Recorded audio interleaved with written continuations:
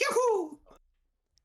All right, what's up, Hello. everybody? Welcome back to another episode of Everyone Liked That. This is Lim. Steven decided to call me Lime for some reason. I will not stand for that. I am joined by my colleagues here, my fellow gamers, New Age Retro Steven. What's up, everybody? Everybody loves some good lime, am I right? How are we doing? Okay, all right, there's that. And we've got the Glitch Blitch. Hi, I'm Glitch Blitch, and I'm the new proud owner of a shiny Charmander. Yes, you are. A new shiny Charmander in Fire Red or Leaf Green? Leaf green. Leaf green, the correct choice. Yeah, we're going to kick things off with talking about Glitch's 50-hour hunt for a Insane. shiny Charmander. I want to hear about this. Yeah, so I pretty much have been working on that like every day for a week. I'd be editing videos and resetting and yeah, I think one day I did it for like 10 hours like straight. But yeah, I got on a call with Steven earlier today and I was telling him about how I was ready to give up and he was like, you never know, because I really wanted to get it before the podcast. And I was like, okay, well, whatever, Steven. And then I hung up with him and I literally got it on the first try after. Literally, I had Whoa. gone to sleep. I Yeah. had gone to sleep for a nap, and then she got it right away. Yep. Whoa. So So I got a couple questions, okay? So a couple things here we're going to talk about. So first of all, what are you doing while you're shiny hunting? Because everybody, I don't know, if you're aware of this, you're basically just resetting your game over and over and over again in front of the table of 3 Pokeballs to try and get a shiny. So what are you doing? Are you just a menace and you can just do this with nothing else going on? You listen to a podcast? Are you watching a movie? What are you doing? I'm a menace in a different way. I was editing one video and time stamping another video and then doing that. And then I was also double fisting Pokemon for a bit. I was playing Pokemon Go and also doing that. So, Like- but like, how are you? Are you like one hand resetting and the other hand throwing Pokeball? Like, what are you doing? How are you doing that? Kind of like at the same Alternating? time, like I'm in a battle and then whenever I'm getting attacked, like the special attack, I'd be like, okay, A, B, B, reset. And then I'd go back to it. So yeah, multitasking, I guess, at the same time. That is insane. So you're not necessarily the most Pokemon pilled here. What made you want to do this? I It's a choice. decided that if I was gonna have a Pokemon journey, I wanted it to be special, and also there's the home thing that I can put it in, so I can have the shiny Charmander in other games, from what I understand. And every Yeah. time I play Pokemon Go, I see a black Charizard, and I'm jealous, and I've never had one, and I feel like teen me would love this. Like if I knew about shiny hunting, I probably would have done it when I was 12. That is very valid. Yeah, Pokemon Go makes shiny hunting a joke because you just get shinies all the time. But like for anybody who doesn't know, this is Generation 3 Leaf Green, 1 in 8,192 odds to get this. So how many resets do you think you did? Do you have any concept? I don't know. So I think each one took like 20 seconds, right? Approximately. Okay, hold on. Yeah, 20 to 30 seconds. So I what did it they for say. about 50 hours. So what would I do? Dang. Times 60? Is this 50 hours of clock game time? Is that how you know? Yeah. But I had 2 minutes of game time on my save, but it said I'd been playing Pokemon for 50 hours. So that's 180,000 seconds, and then you So have divided by 20. 20, right? Okay. So let's see. You probably did this 9,000. 9,000 times. Wow. So just 9,000. over odds by 1,000. Wow. Yeah. Wow. So you did over 8,192 resets Yeah, I and guess. in order to get it. You didn't even get it Although within odds. it might That's have been crazy. a little bit less because when I was playing Pokemon Go, I was like waiting to have like openings of like you're getting attacked. Do you want to use a shield type thing? So probably closer to the actual odds number, I would guess. Yeah. Wow. Yeah. And then my other question was there a time, how many times did you think that this is a load of BS and I'm not actually gonna get a shiny? So today, I actually mentioned it to Steven because I was on Reddit looking it up, like seeing other people's shiny hunts, and apparently if you change the ID number that you got, you can like reset your RNG.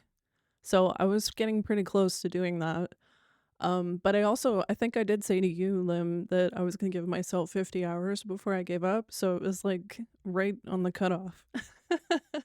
Was that a random number, or did you do math to, like, No, I decide on didn't really 50 do hours? math, but it just a couple times, like especially that day where I just did it for like 8 hours straight, I felt like I was starting to go a little insane. So every time I'd hit Yeah. like about 4 or 5 hours like straight, like You're so insane. I recorded the first 12 hours of my shiny hunt because I was like delusional and I thought it wouldn't take so long. And I actually started having like a ritual that I was doing. Like it actually, in hindsight, it kind of reminded me of those like troll people that like go to the stores and they go like Pokemon, Pokemon. But I was going like shiny, shiny Pokemon, shiny, shiny Pokemon. And then Oh I'd my check it and then I'd be like, fuck. So it was like literally like 8 hours of me being like shiny, shiny, shiny, and then fuck. And Can you imagine someone just, like, standing outside of your room being like, "What the fuck is going on?" yeah, like my mom listening, like outside my curtain, like trying to, because there's the Oh my printer is god. outside here in the other room, and like I hear her being like "fuck," because it's like a really old printer, like one of those giant ones that has like the trays, and Yeah, she yeah, yeah, won't buy yeah, a new yeah. one, and she just struggles with it for like 5 hours trying to print something. So like I'm sure she heard me once or twice, but yeah, Oh my gosh. and I So wasn't so so sorry. No, go ahead, go ahead, go I ahead. was just gonna say, I wasn't expecting to, like, be, like, so crazy about it when I got it.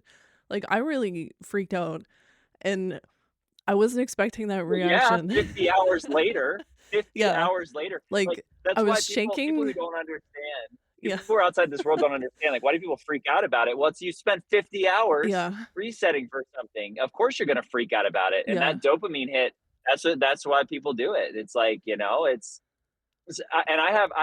parlay this into always the existentialist over here, parlay it into a conversation. In a world that moves so fast, where everybody has no attention span, Yeah. why do you think people shiny hunt in 2026 after doing one yourself?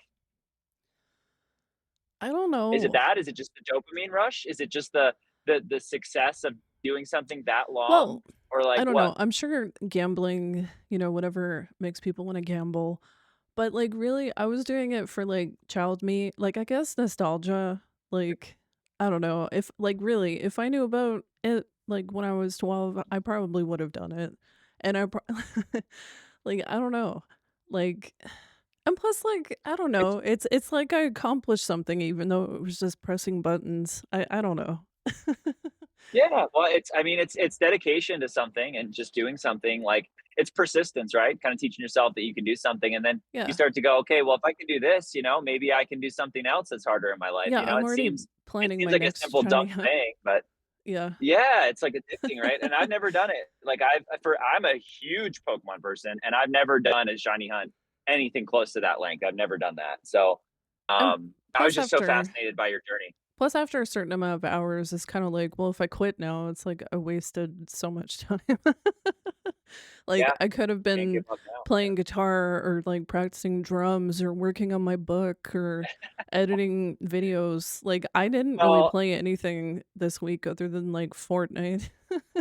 I think I was more fascinated by the fact that you just did only that, because I think what a lot of shiny hunters do is they'll do like 50 resets or 100 resets a day. Like they'll have a separate copy or an emulator or whatever, and they'll just be doing it as part of their day. And sometimes it takes them a month, you know what I mean? But that's how a lot of people do it. So the fact that you Oh, just, it's not my man, personality. I can't do that.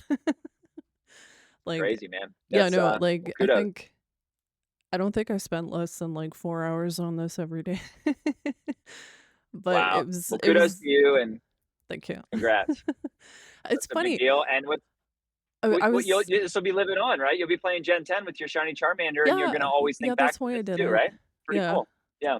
And Yeah. it was funny because I was reminded of, like, how I felt when I was a kid. I was telling my mom about it, and I felt so stupid at first, but I was, like, showing her pictures. I was like, "This is what it normally looks like, and this is the one that I got, and when you evolve it, it's, like, black," and then my mom's just like, "Wow, that's nice, honey," and I was like, "Oh my god, I'm, like, 12 again." Oh no. Oh Like, no. yeah, it But was the just thing about that's so beautiful about Pokemon is that the people that know, they know. And yeah, Glitch right now is getting a reel that's like blowing up. If you want to go check it out, the Glitch right on Instagram, yeah, and it's kinda freaking me out. it's all about shiny Charmander, and it's a big deal. Like people that get it, they get it, and it's.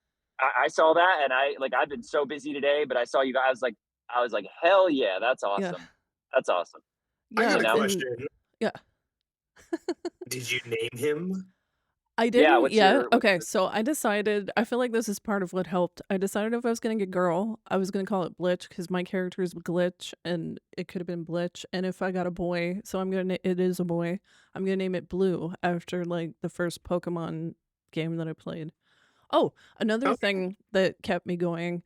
So I was shiny hunting and like my mom's kind of been getting interested in Pokemon and I got her the EV Let's Go game for Christmas.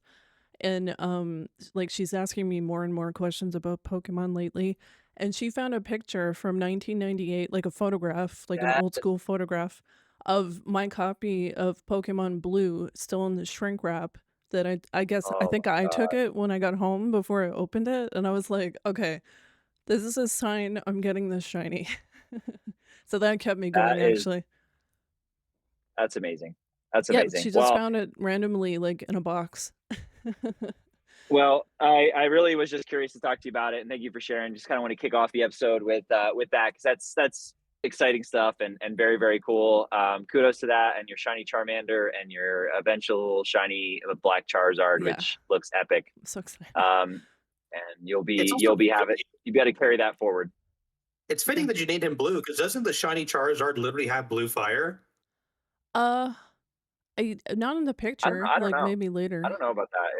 May Yeah. I oh, want to the say he Charizard. does. Yeah, no, I think I Charizard, think you're yeah. right, yeah. Like, I put a GIF Well, underneath it, and I thought it was, like, a Mega Charizard or something, but it did have blue fire, I think.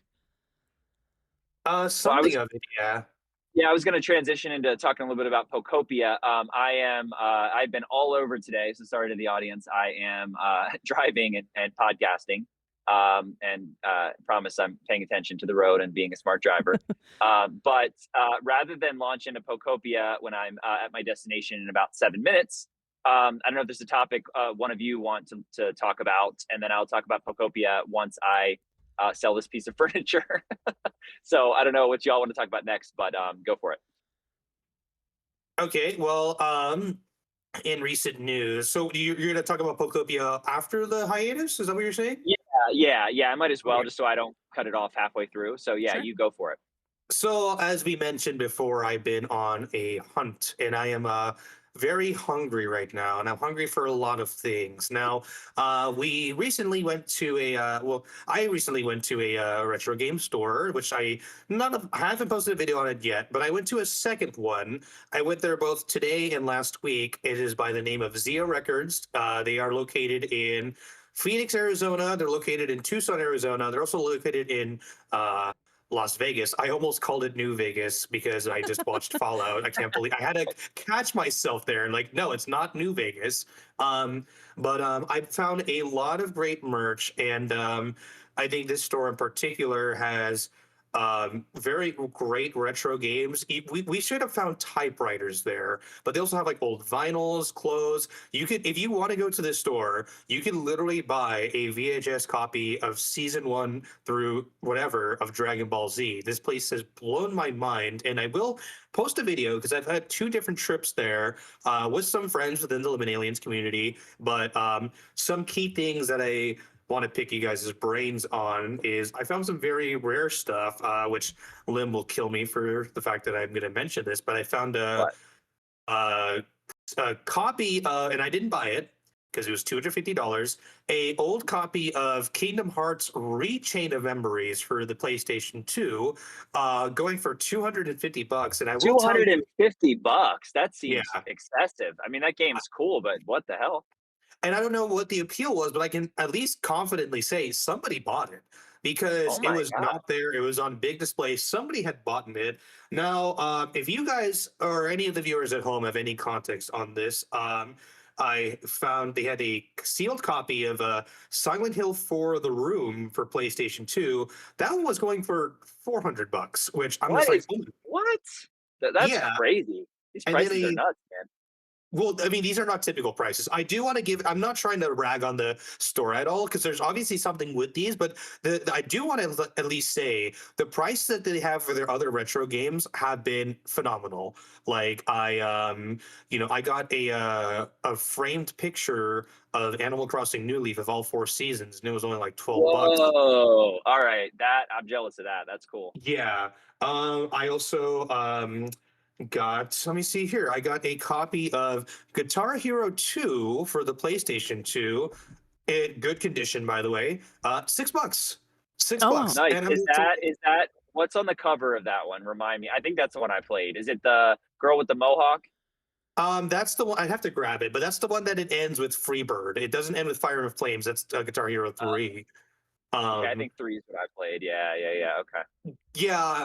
Guitar Hero 3 ended with Fire Flames, but Freebird was Guitar Hero 2, which I never had as a kid. We had 3, and I had the ones going after that. But I've been on a very big. I brought some other merch. I'll showcase them in the videos. But I do huge shout out to Zia Records. I think they are fantastic. But I do want to talk about a both merch and also an announcement as of recently. So we now have the final trailer for the Super Mario Galaxy movie. Now, the public info that's already being promoted like crazy is Yoshi's going to be in this new movie. Now, the first big piece of merch that I desperately want, I do not live in California, is the LA Dodgers have collaborated Yeah, that's with cool. Nintendo, and the first 40,000 fans to show up to the Dodgers game on March 31st are going to get a free Yoshi bobblehead, and he is wearing the Yamamoto Dodgers uniform. It is the coolest looking thing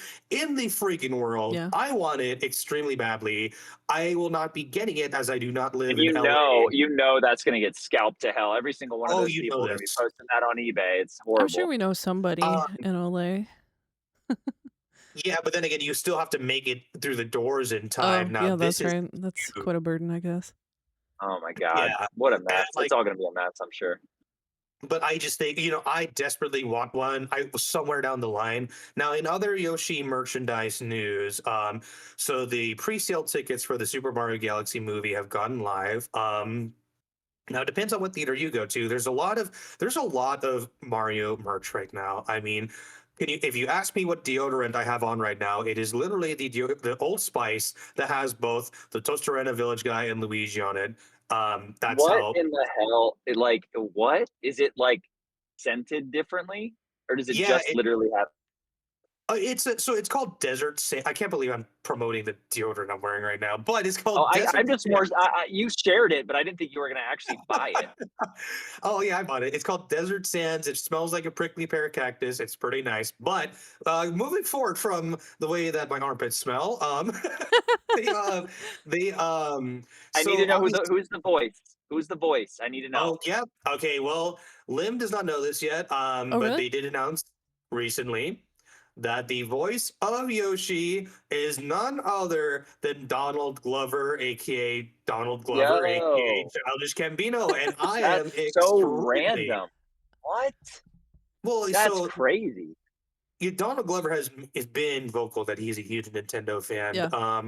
And Brie Larson has also been pretty vocal on being a Nintendo fan, and she's playing Rosalina. So I like that they're getting at least these big name people that have been huge fans for the longest time. And like going back and looking at the trailers, it actually does kind of sound like Donald Glover as Yoshi, but there's no way in heck that I could ever make that guess or Yeah, how assumption. would you ever know that? Yeah, And exactly.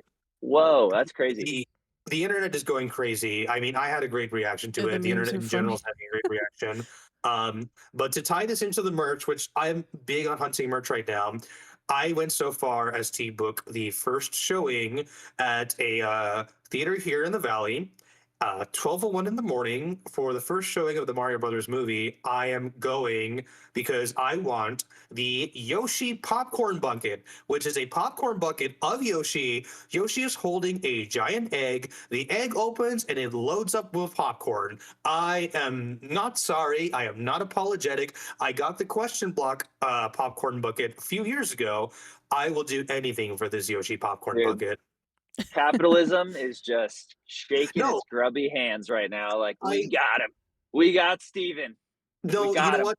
It is very much capitalism being capitalism, but I'm being a shill right now. I'm gonna embrace the shill while I can because I just want to go see this movie and have a fun time.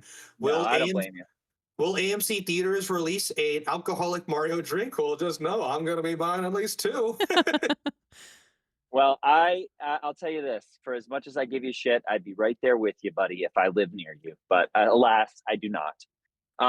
I have arrived at my destination. I'm selling a piece of furniture. Look at this. We're just live time podcasting in our lives here. So I'm Live gonna recording. pop for. Yes, I'm gonna pop out for a bit, and then I'll be back, and I'll talk about Pokopia. But continue on, Sweet. my friends. I'll be back. Absolutely. See a lime. Oh, he didn't want to hear that. But no, but yeah, I think and I'm going to admit that I'm being a shill. I don't endorse or promote. I'm not paid by Nintendo. If they like to pay me, I'd love to join their payroll. But unfortunately, I am not the uncle who works for Nintendo. I just happen to be a huge Nintendo super fan, and I really just want to see this movie do well. Mario Galaxy was such a huge game that came out when I was a kid. I was anticipating it for a large amount of time, and of course, the game comes out and it's an absolute masterpiece. And to see the concepts and ideas being explored in this new movie is amazing. Now, granted, they are doing a lot of liberties with it, but I actually feel that's a good thing. Like, for instance, they just announced that Luis Guzman is going to play Wart. Now, we have not seen Wart in decades. And I can still say that in the fact that, yes, he did show up in that Link's Awakening remake. Spiritually, he showed up.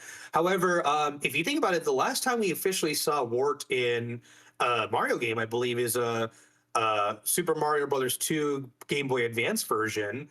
So it's really nice to see at least they're bringing old characters back, and apparently there's more characters we're going to see. Yeah, I think I Um, saw Birdo. Yes. So basically, I guess there's going to be a whole segment where it looks like what seems to be some kind of Super Mario Brothers 2 kind of nightclub. It looks like it's, I don't know if it's a nightclub or if it's a whatever it is, but I guess Wart is like the main guy who is in charge of it. Now, that's where you're going to see all your Mario Brothers 2 characters. Like, I guess they get in a fight with Birdo, Birdo shooting eggs, a bunch of ninjas show up and started swarming them, which are all characters from Mario Brothers 2. So I don't know how they're going to do a spin on Wart. I know Luis Guzman is an absolutely hilarious guy. He and I know in recent years he plays the current Gomez Adams in Wednesday. But I remember him in movies like Waiting and whatnot. However, I'm really interesting to see how they do this. But again, I'm being such a shill. I'm gonna go with the 12:01 midnight showing. I'm gonna watch it then. And at least we know it's a school night, it's midnight. At least the only people in the theaters are going to be sweaty 30-year-olds like me. So at least I can share that energy. Um, Add to the I was, sweatiness. yeah, I'm going to have to share that Old Spice Desert Sands with all these 30-year-olds. But that being said, no, there's been a lot more merch. I know Mr. Beast is now selling Mario Brothers chocolates. There's just been an influx of merch lately, but yeah, but if you guys are going to see the movie, check your local theaters. I know each theater is selling their own promotional stuff, like popcorn buckets, drinks, and all that. But I'm just excited to see everything that unfolds. But I'll be seeing it at the bigger screen. I believe it's IMAX, but I just can't wait for it. But yeah, that's kind of what I have to share with merch. Again, I will post videos soon of what I've been buying at the retro game stores, and gonna explore more independently owned stores. I'd rather not go to I'm not going to go to a GameStop. That's just not happening. But I really want to highlight. I really want to highlight, locally owned and operated stores that sell retro games. I might expand more, especially with Zia Records offering much retro, a huge retro selection. So yeah, that's going to be my project as of right now. Glitch, do you have any cool merchandise that you found over the years, or anything that you've kind of kept or held on to? Um, I still have my pre-order Mario coin. I think you have one of those also. And then I I have like do, an old Ocarina of Time poster I got with my Nintendo 64 pre-order in my closet. So that's probably gonna stay up forever. And then I have like a Batman, I think it was Arkham City Collector's Edition with the little Batman statue and like that I've seen this. cartoon. Yeah, Yeah. that's a big one.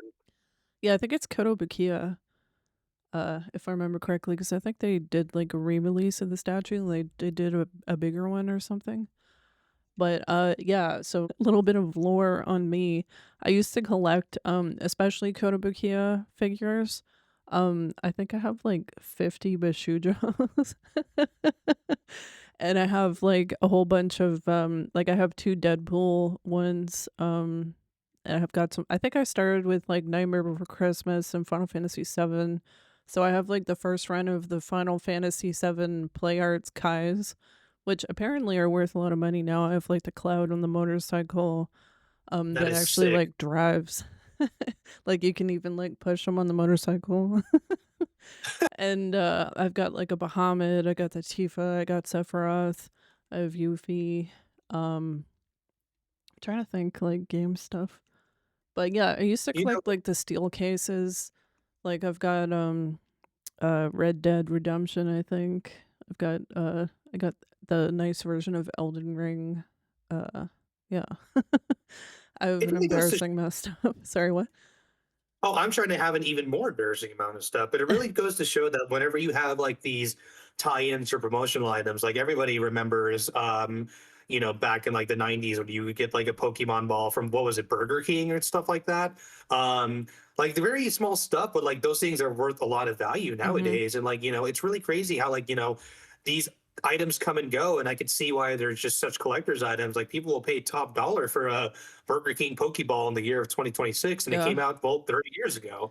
Um, I think it's just, so I'm just kind of, again, I'm just kind of being the inner kid in me right now. It's like, well, I just spent like $80 worth of merch just buying stuff up, honestly. And I need to take it easy on that. But I just find a lot of these collecting is just very fun. And when you go Mhm. to a good store that's all about that, that's just able to find stuff, they had copy of like Shadowrun from the 90s for like $200. Oh Again, I'm wow. not not trying to say that this place is expensive, but they're able to find the very, very, very niche and collectible stuff. I mean, this place was also just straight up selling a TV for $10. I did not take a picture of it, Like a but if you CRT want, television? no, it was literally like an HDMI Oh. connection Vizio, Oh and wow. it was just like $10, and I was like, why is it $10? But yeah, I do have a couple other places that are on my radar that I'm going to be visiting soon, and I'll be posting more videos on them.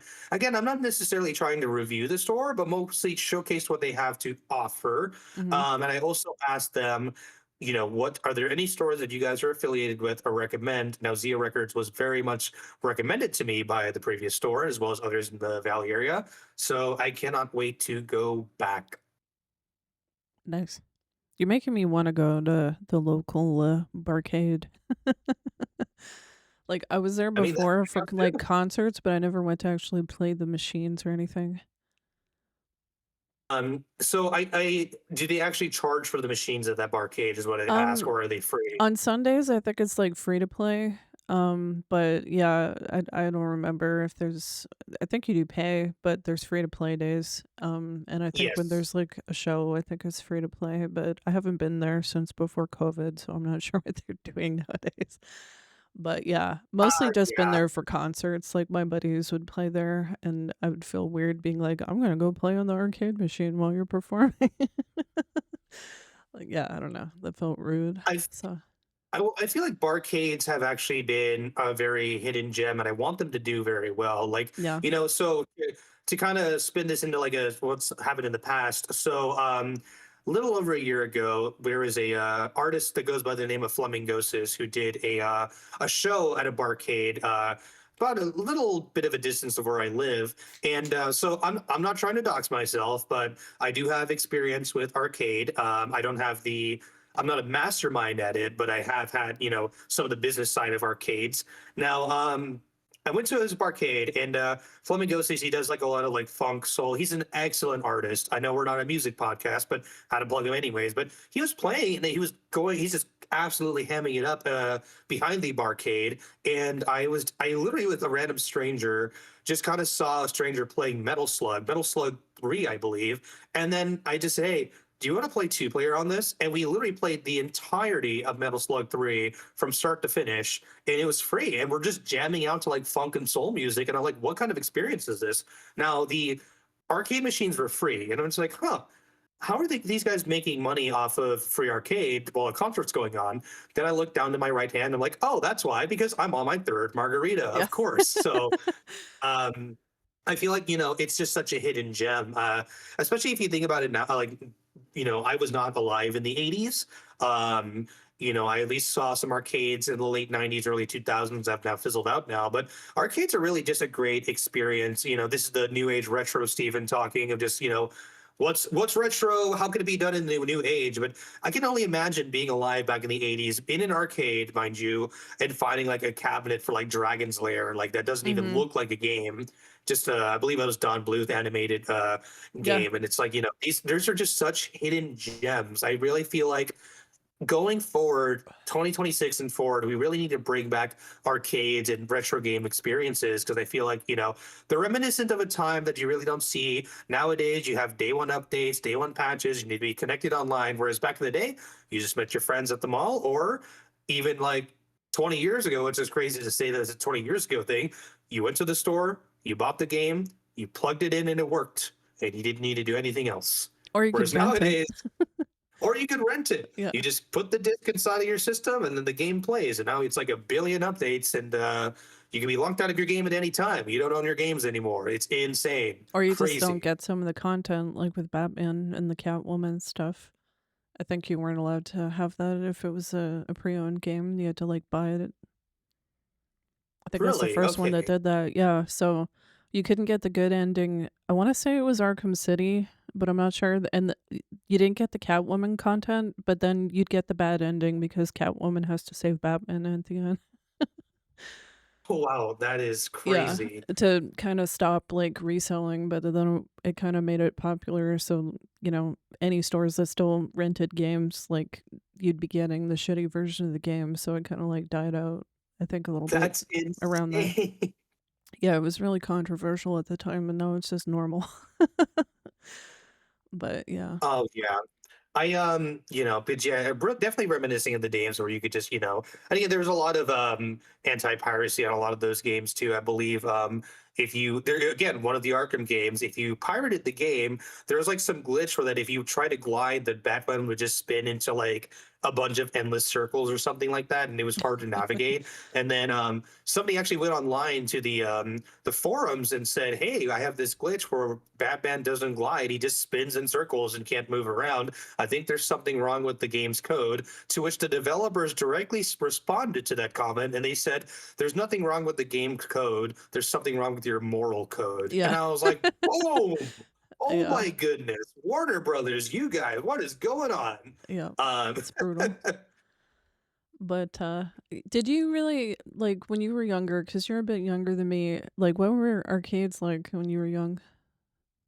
Okay, so to relate this to nowadays, they're similar but not quite the same. Mhm. Obviously, the graphics quality was a lot different, but you had like your shooter games, your claw games. The one that always terrified me as a kid, which is still around to this day, which is great, is the Jurassic Park game, because you actually have to like walk inside of the game and sit in it. Back in the day, they were divided up by a curtain, and you have to pull back the curtain, and then if you weren't scared enough, you could actually sit at the game and shoot at the dinosaurs. But I remember pulling back the curtain one day, seeing a T-Rex screaming at me, and then I just ran away in fear. I'm like, I'm never doing this game again.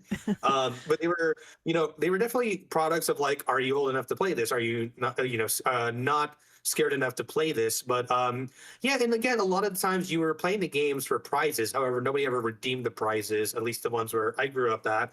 Um, but they were basically the same. There's a Yeah. huge business behind arcade games, how to make them profitable, how to make them, entertaining, which I won't get into at this time. Again, not trying to dox myself. But there's also just lots of fighting games. You saw, like you go into like a better example is that so Arizona has a brand of pizza places called Peter Piper Pizza, which I always thought was just as big as Chuck E. Cheese. However, it's not. But they had a great arcade in the location that I used to grow up in. So you had your skee ball machines that are always going to be the same. You have your air hockey, my personal favorite of most arcade games. But then you're going to have like your coin pushers. You're going to have your claw machines, and it was really just kind of this. These same games are still around nowadays, except it's just your fighters that you don't typically see if you're going to go to like a Chuck E. Cheese or something nowadays. Because back then the fighters were huge. Mhm. But yeah, so the essence of the arcade is still there. It's just, the demand is not exactly there. You'll go to an arcade if you go to like a movie theater or like a bowling alley, or if you're at a mall that has one. But even then, another thing too is back in the day, local pizza joints would just have arcade machines. Like even if it's not like a Chuck E. Cheese or something, you could still rely on the fact that if you go to a local pizza joint, like especially the ones built in the 80s and 90s, there's some that I'll even frequent now that still have like, we're talking Cruisin' USA from the early 90s and stuff like that. However, I think the one that is very sought after is the 1990s Simpsons arcade game. That one is very, very much sought after, and a local pizza joint that we used to go to actually had it. It's a very rare cabinet. It's very expensive, and it's so funny because as a kid, I thought that cabinet annoyed the hell out of me. I guess the title screen had a bunch of like annoying sound effects that I hated, and then it was gone one day, and I'm just like, oh hey, they finally got rid of that darn Simpsons game. Then I read, oh, these are a prized possession amongst people who own arcade cabinets to have that Simpsons game, and I'm just like, well, now I want it back. I just annoyed the heck out of me, and then it turns out it's actually a great game and it's very sought after. So it was interesting. Again, I was born in the late '90s, so I'm sure some people are shaking their head like, "Oh, what does this kid know? This kid doesn't know what it was like back in the days." But Yeah. you still saw the reminiscence. You still saw a lot of the big arcades were still open up until the early 2000s. But I'd say by the year 2004, 2005, all the big arcades were like just dead, unfortunately. Just sad to say.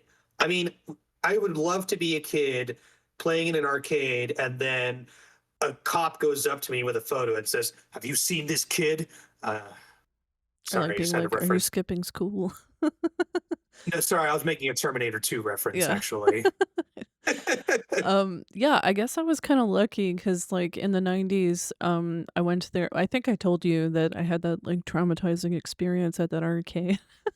Yes. But yeah, like, they had, like, Street Fighter 2 Turbo, I think, or Street Fighter 2 something, and, GoldenEye, like, was a whole wall, like, there was, like, a bunch of little TVs to make, like, one big GoldenEye screen, and that was really cool to play with strangers.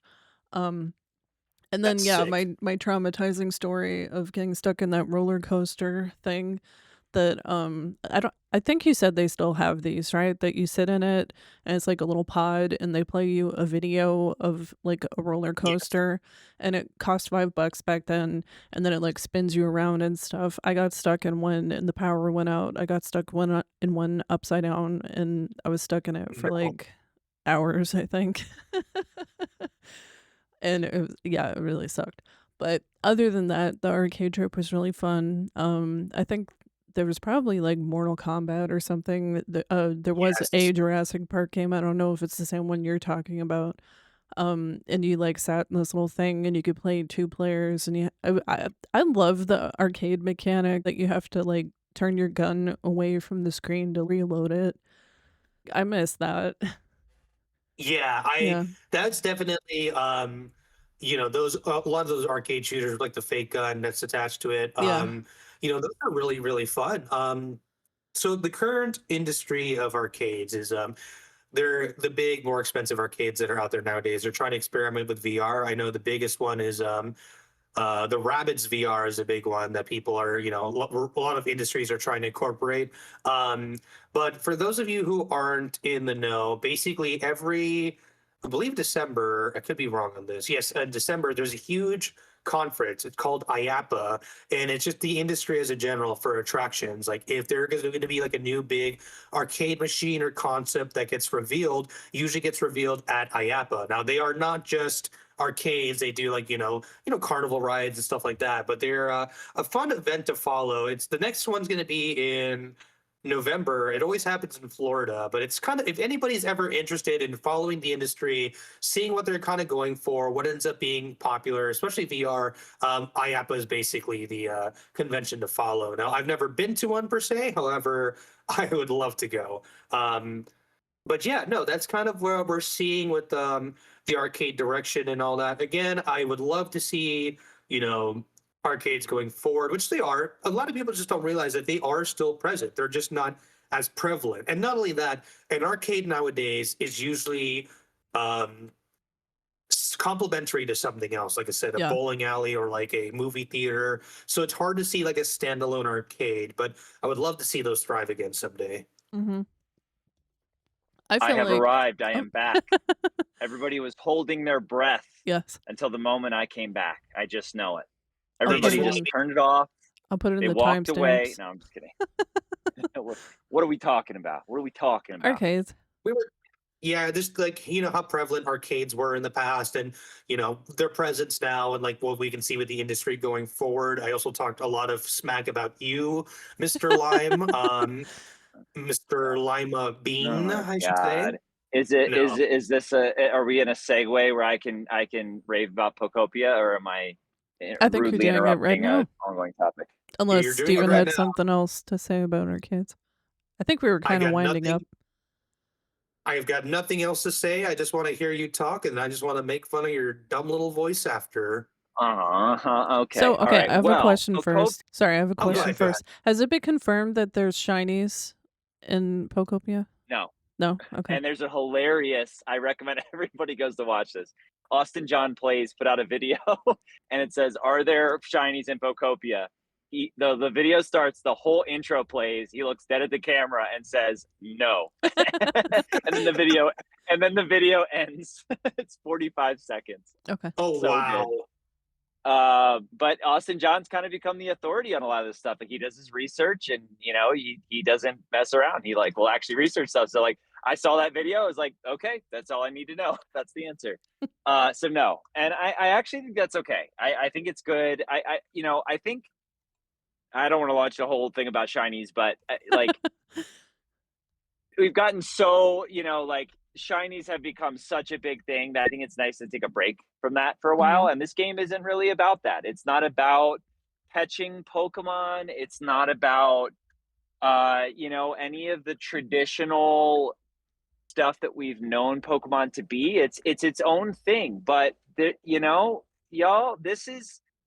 uh this is a different era that we're about to enter in. I watched a whole video by Isaac OS. Shout out to Isaac OS, a really great YouTuber.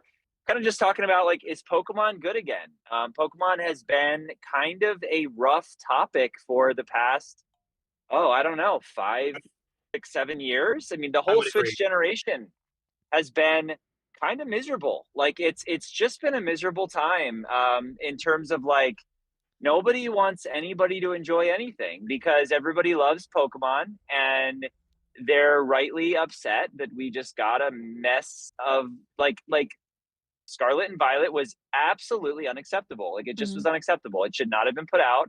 We know things now because of the beta leaks and or the Terra leak and stuff that they were the devs were kind of forced to put it out because of an unrealistic timeline that's kind of out there.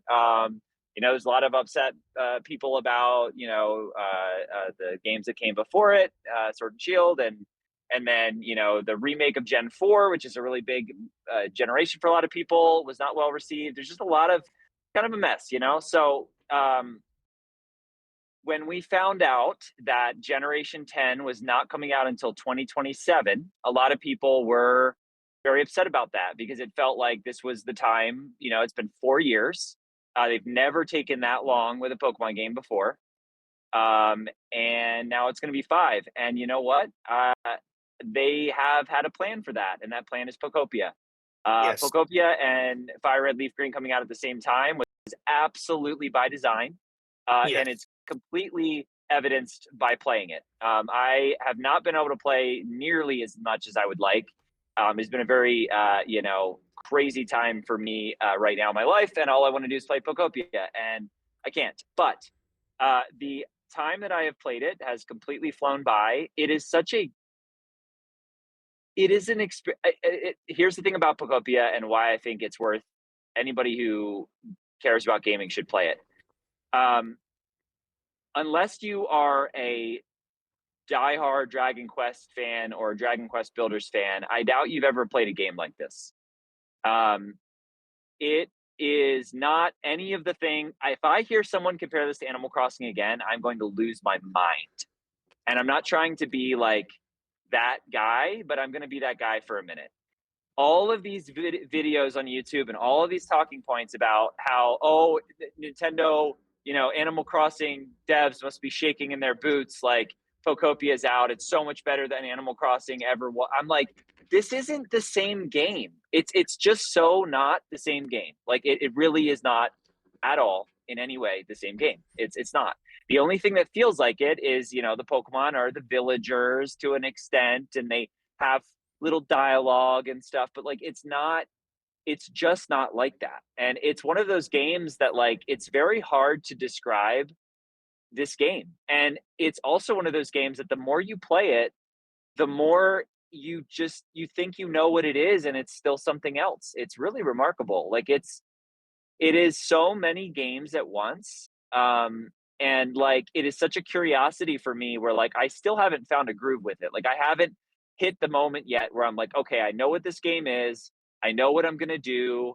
I know exactly, like it's the scope of it is larger than I would have ever guessed.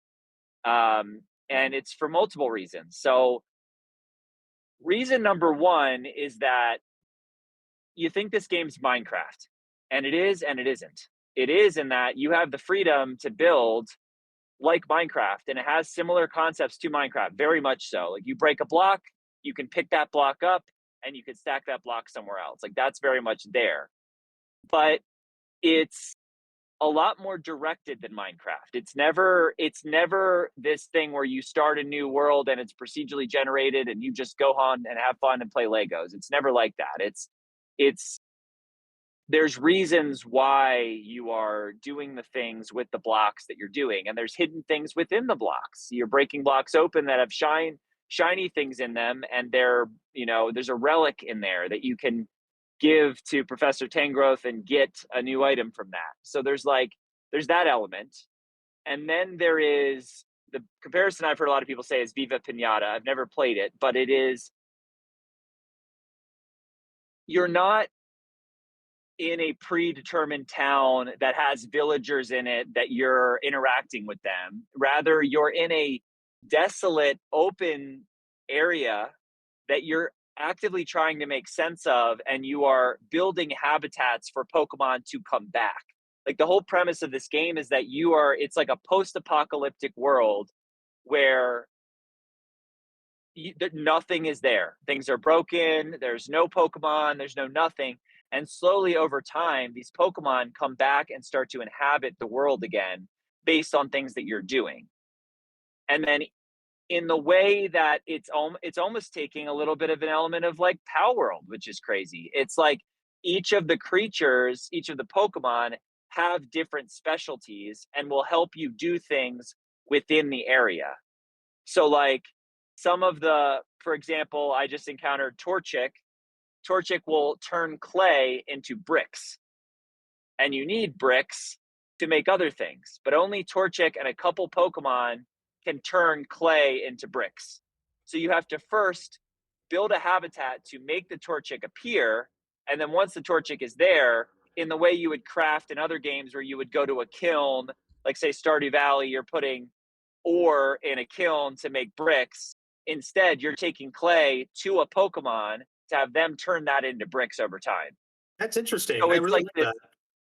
yeah, it's this really wild combination of things where it's like, it's not, the thing that's brilliant about it is nothing is clear to you. Like it would be hard to play this game as a little kid. This game would be kind of confusing, but then it's not, because you could just ignore all of it and play Minecraft. kind of. That's really Like, cool. Steven, you could build your stuff in there. Like, you could go in and build 8-bit sprites in this game, like you can in Minecraft. I think it's just But so funny that I was like also, the biggest doubter of this game. I'm just like the moment I saw this game, I was like, I "It's knew not the going to do way well. that It's I not knew, going to I do called it a well." mile away. I called it a mile away. I'm like, there is no shot that Steven is not going to play this game. I was like, this game is going to take over. And it has. It has. It is like the amount of things I've seen of like me about to drop $500 just to play Pokopia. And Yeah. I'm like, it is like the more I've played it, the more I'm like, I can understand the reason why someone would want to do that. And like, that's why these Animal Crossing comparisons are driving me nuts because I'm like, I'm over here wanting Animal Crossing to go back to being simpler. I want it to go the other way. This game is not. This kind of feels like Nintendo's first moment of them actually meeting the moment of like, we need a game with real scope, running really well on a modern device. Not a game that has a gimmick, not a game that has some little thing to make it. Like this game is at the scope of a Pal World. It is. It's big. It is a very big game. It doesn't handhold you at all. It you have to learn things and you're discovering things as you go. Like it is not clear when you start playing what this game is. And then the final piece that I haven't really touched on is the there's a poignancy to this game, and this is poignancy is one of my favorite emotions because it's it makes you really feel stuff. Like if a moment is poignant, it's because it's something is happening that is it's almost an undeniable feeling of like I'm feeling emotion from this game. I did not expect to feel that in a game like Pokopia, and you do right away. And the reason why is because it is firmly rooted in Gen 1 nostalgia. Oh, This to me feels like what we're getting now, and this is why I think we're going to enter into one of the best eras of Pokemon.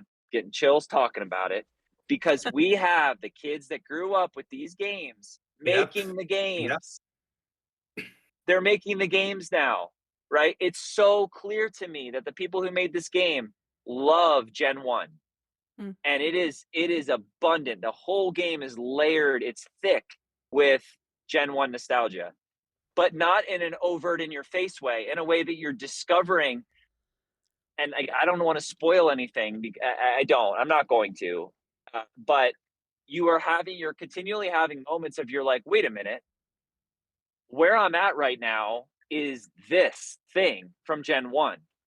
But because it's blocks like Minecraft, it's abstract, right? It's not overt, it's abstract. It would be like a kid played in a sandbox and wanted to create things from Kanto. And you're experiencing an interpretation of Kanto. But it's more artistic in that it's an interpretation. It's one dev's team's interpretation of what Kanto is. But then guess what? You can change it. So like I'm in these Pokopia groups where people are going full Minecraft and changing the world to be their interpretation of Kanto. So there's a full depth of like creating and building and designing that's in this game that's completely optional.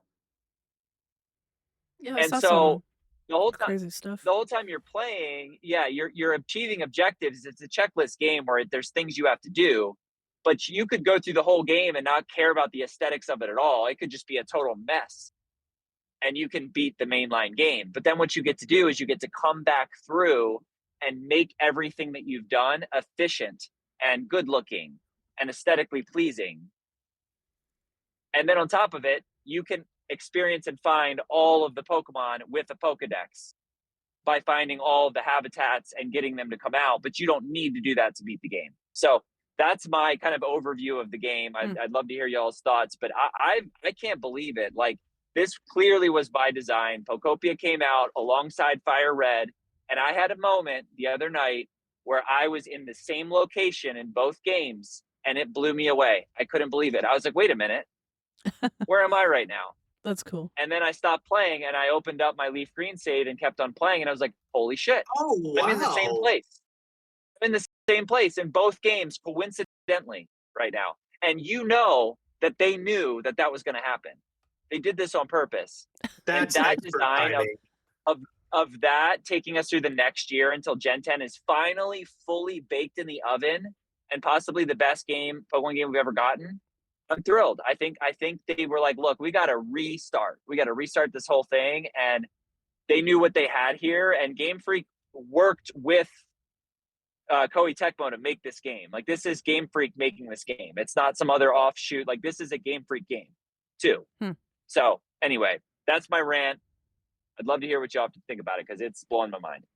I think that's, you make a great point, is that, it's expert timing upon Nintendo and all them to release these both at the same time, because obviously it was huge news that Fire Red and Leaf Green were coming out. But again, we're really seeing Pokemon being the discussion right now. The fact that we're in the year 2026 and you have a bunch of people that are shiny hunting in Fire Red and Leaf Green, that's not something you could say has been trendy in mass the way that it's been. I mean, I, for one, have been getting articles on my phone recommended saying, yeah, some people are playing Pokemon Fire Red and Gen 1, and they're only shiny hunting. And I immediately slapped my head, and I said, this is literally limit glitch right now.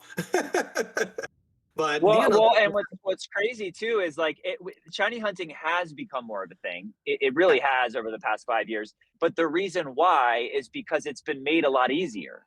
And a lot of old shiny hunters are upset about that, because they're like, I can go up in Pokemon Go and I might get a shiny in my one play session today. Whereas back in my day, I had to reset for 50 hours to get a shiny, right? And they know what that dopamine rush is like, and they know what that feeling of carrying that Pokemon forward is.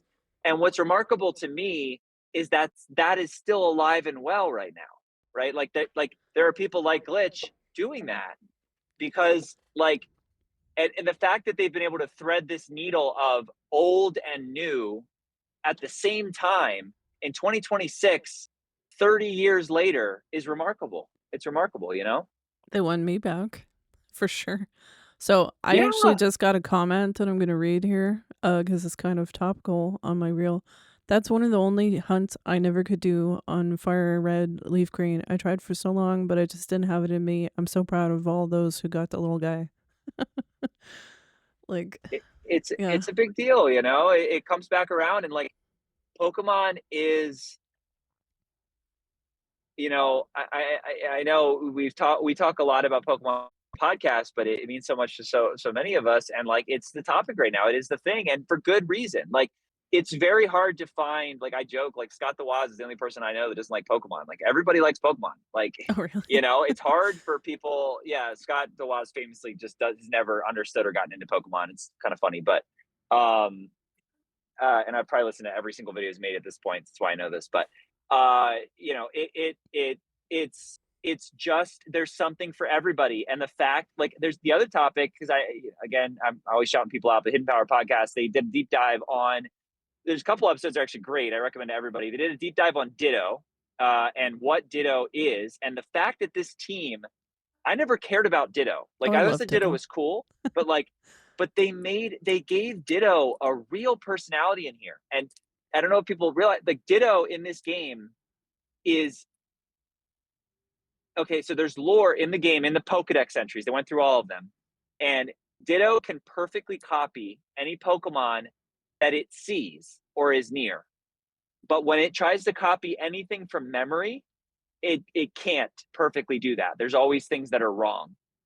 So it's like me. It has in this game, there you go. Exactly. Yeah, me too. Holy shit. I forget everything.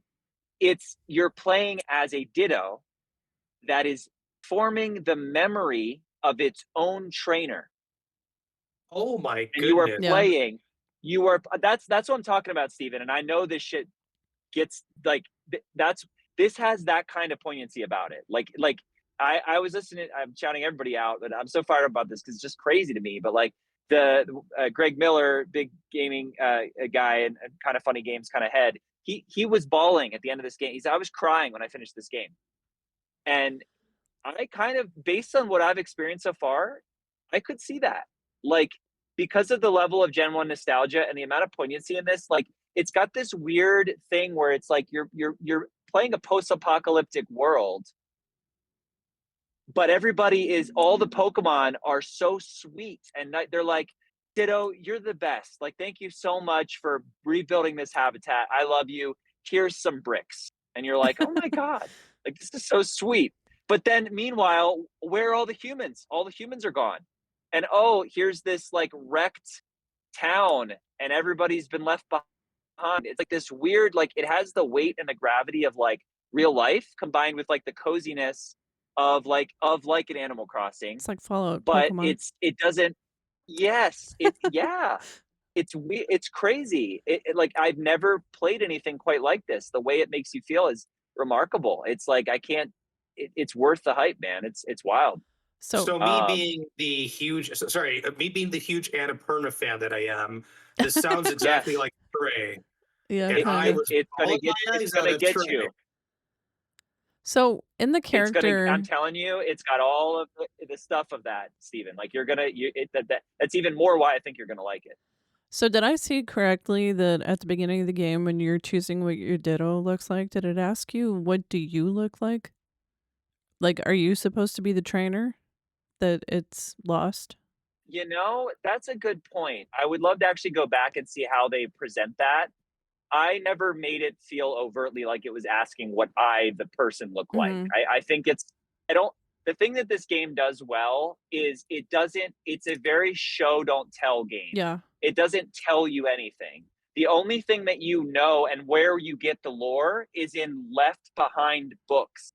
And you're actually reading like a Team Rocket grunt and their journal entry. Oh, wow.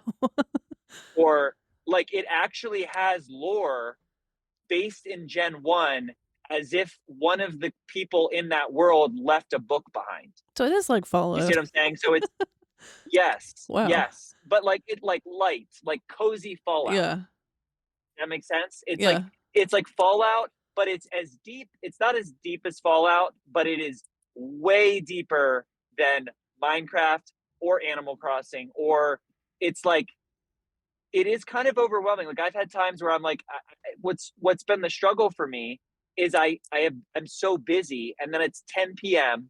and all I want to do is sink into Pokopia, and I play 30 minutes of it, and I'm like, I'm too tired for this. Hmm. So like, it's not,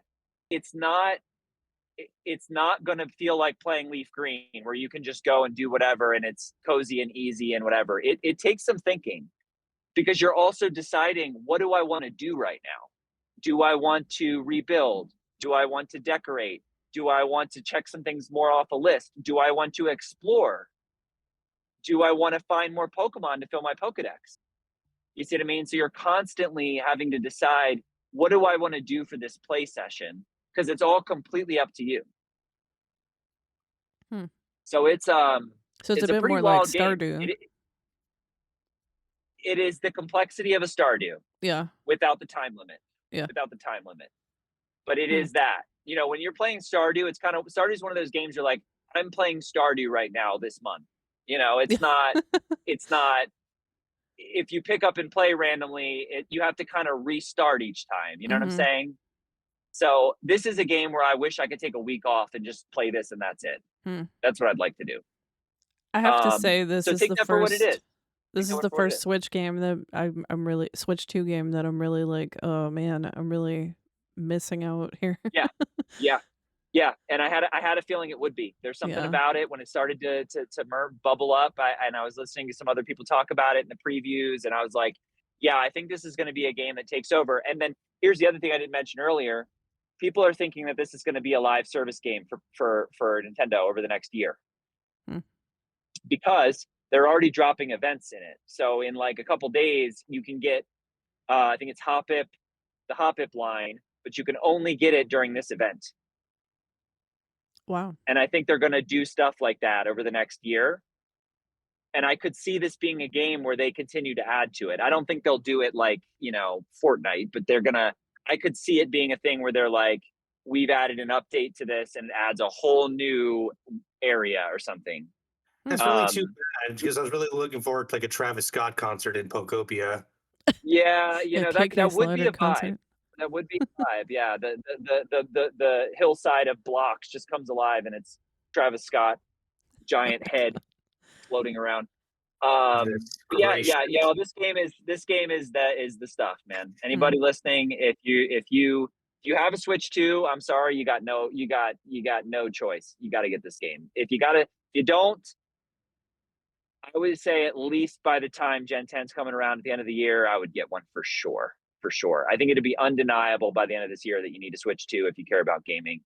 But yeah, I'm blown away. So Mm. that's my yeah, that's my review here of Pokopia. Um, any other questions or thoughts you had about this, or anything you want me to speak to while we're on the topic?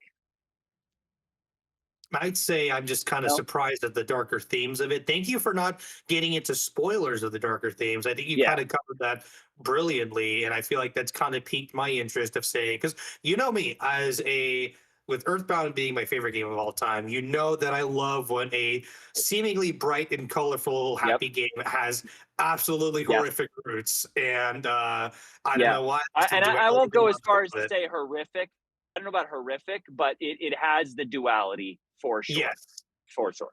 As an anime It's like fan, I it's like definitely take enjoy that. it's like take the stakes of Earthbound and make it cozy, and Mm. that's what you got here, right? Cozy That's bound. what you got here. It's that same duality, but the cozy version of it. Mm. And like I couldn't have asked for more. That's exactly what I want. That's what I want in a game. I wish more games had kind of had the balls to do that. And the fact that Game Freak and Nintendo and Pokemon had the balls to do this Yeah, because they don't tells have me to that I do think that. we're in for they don't, and they haven't been. They Mhm. haven't been. Pokemon has been too cute, too easy. That's also part of the problem. The first 5 generations of Pokemon had dark shit in it. I mean, Gen 3 was like, we're going to take over the land and the seas and we're going to destroy the world. I mean, Gen 5 was like existential conversations about life. You know, the Pokemon movie, Mewtwo Strikes Back, has like some Yes. banger lines about life in it. Where did that Mhm. go? Where did that go? Why did we lose that? And that's why people get so fired up. I love Pokemon, and that is in the DNA of Pokemon.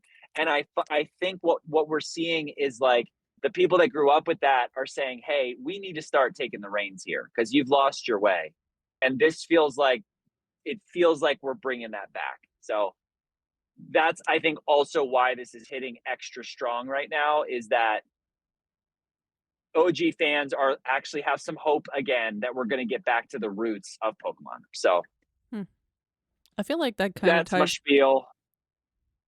I feel like that kind of Go ties ahead. back to that conversation we had about the adaptations the other episode about how like fans are working on the material now and it's like better than ever.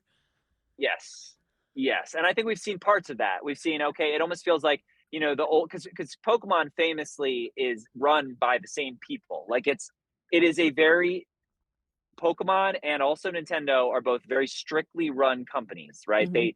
They have a specific standard of things that they will do. And we know this because we've seen a lot of the writing and the inner workings of the Pokemon company because of these leaks. Like it is they don't take a lot of risks or chances. They try things, but they've opened up more and more and more, and every game they put out is trying something new to see where it lands. Pokemon Legends Arceus did that. Pokemon, Scarlet Violet did that. ZA did that, and Pokopia is a really big leap in a direction that I think has been building, and now I think is actually being executed on in a way that actually this game makes me excited for Gen 10 in a way I wasn't before playing Hmm. it. So Wow. it's a big deal for good reason. It's a big deal. So, um, well, I will round out that kind of Pocopia conversation, and probably a good time to start rounding out the cast. Is there any topics we wanted to cover? Anything else you wanted to talk on? While we kind of wrap things up here for the episode. Um, I was gonna kind of touch on something. I don't need a lot of time for it though. Just us talking Yeah, about no worries. nostalgia and stuff. I feel like the last year or two even, I feel like it's been very nostalgia coded, especially for like people kind of our age. Like there was a Metal Gear game remake, Final Fantasy Yeah, remake, Resident Evil 9, Pokemon kind of like, switching things up. Like yeah, yeah, I've been very reminded like of the nostalgia of that and like how I felt about these things when I was like younger. And I don't know, it's made Yeah. me excited about games again in a way that I feel like I haven't been kind of since I was like 13 and I was like, "Oh my god, the new Final Fantasy is out or the new Pokemon or whatever," you know. Yeah. So, Yeah. yeah, I don't know. I think that's really Nostalgia cool. sells. Yeah. Nostalgia sells, and these companies are really smart. The ones that have really strong understanding of their IP are really smart, and I think a lot of these, Eastern companies, they've got that figured out in a way that I think Western devs don't, and we see that. Like it's just what's Bethesda doing? It Mhm. doesn't feel clear, right? Whereas like Square Enix and Nintendo and Pokemon and these companies, you know, have this kind of they're starting to kind of figure this out, right? Like we've got older gamers now that grew up with this stuff. Let's make things for them. And that's why I say like this Pokopia and Gen 1 re-release was an absolute slam dunk because what they want is they want to bring back lapsed players that grew up with this stuff that can't find a good inroad for it again. And now we've got one, and it's beautiful timing because Mhm. it's going to lead right into Gen 10, you Yeah. know? Mhm. And that's what they want, and I think they're killing it on that front. So good point for It's sure. almost like free For sure. marketing for the new games. Yeah, Yeah. absolutely. Yeah. What about you, Uh, Steven? Anything else you want to kind of round out before we wrap up?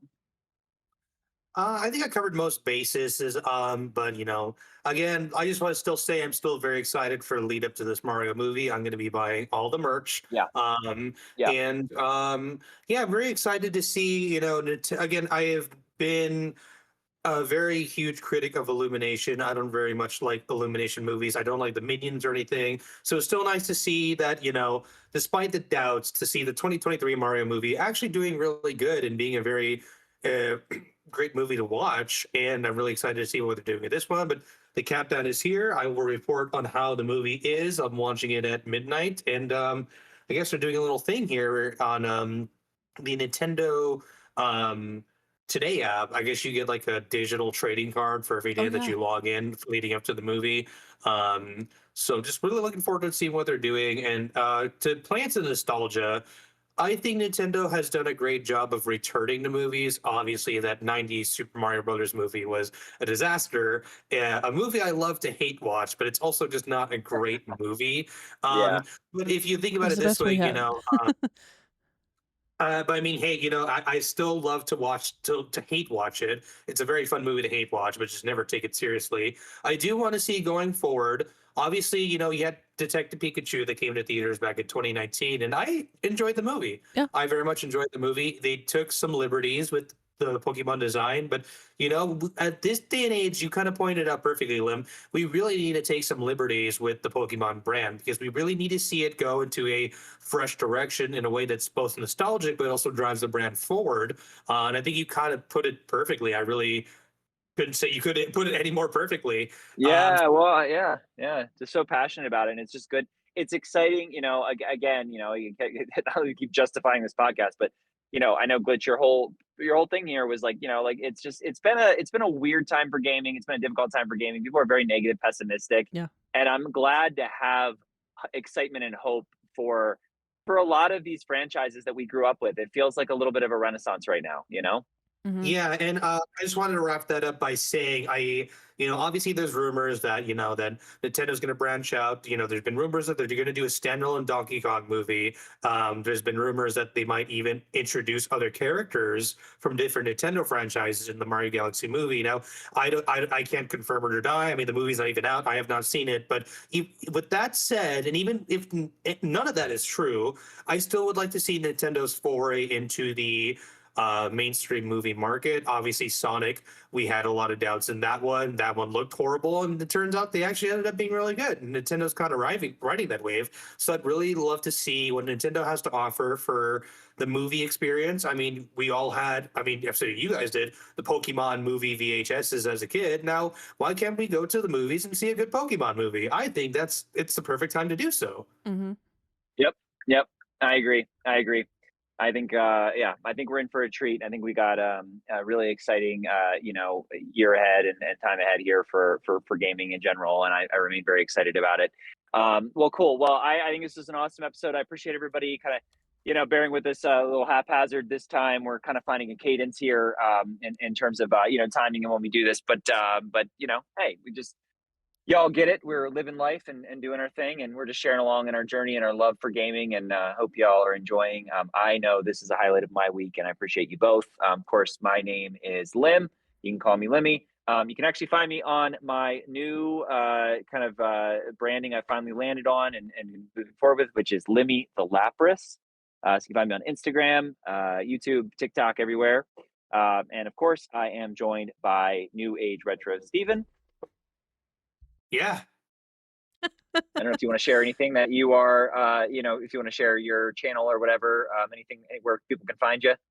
I still haven't posted the videos just yet, but when I do post the videos, I am going to implore that you guys see that and see my journey in going into different retro game stores. And again, even if you don't watch them necessarily, I hope to inspire you guys to go out to your own local retro game store, see what you can find, see if there's any hidden gems, and maybe something you were surprised to see that might appeal to you. I think it's a great journey. Again, I've had some friends in the Lemon Aliens community that have joined me on a whim, and we've had a great time ever since.